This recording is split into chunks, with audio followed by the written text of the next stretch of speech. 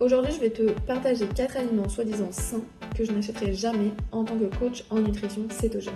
Et tu vas comprendre pourquoi tu devrais peut-être arrêter d'en acheter aussi. Numéro 1, les huiles végétales santé. Tu penses que l'huile de tournesol, de colza, de pépins de raisin, de maïs, on te les vend comme légères et bonnes pour le cœur, mais la réalité, c'est que ce sont des huiles ultra raffinées, chauffées, oxydées et souvent mélangées avec des additifs. En gros, elles créent de l'inflammation, font grimper ta faim et parfois il y a même du sucre ajouté pour améliorer le goût. Donc en cétogène, ça n'a rien à faire dans ton assiette. Les végétaux sans sucre. Alors, le lait d'amande ou d'avoine, c'est la star du healthy, mais quand tu retournes la brique, souvent on retrouve des épaississants, des gommes goires, des arômes, des conservateurs et souvent du sucre ajouté, même dans les versions nature. Donc pour moi, ça reste un produit ultra transformé et ça casse complètement ta cétose. Numéro 3, les jambons et saucisses végétales à base de soja.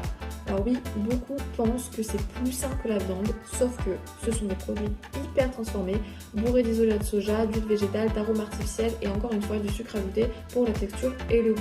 Un vrai cauchemar pour ton métabolisme, encore pire en cétogène. Numéro 4, les blancs d'œufs liquides, soi-disant pratiques. Donc oui, les blancs d'œufs, ça peut être pratique, mais regarde bien la liste d'ingrédients. Stabilisant, conservateur, acidifiant et parfois du sirop de glucose pour améliorer la texture. On est loin d'un aliment naturel. Rien ne remplace un vrai œuf frais, complet, nutridense et non transformé.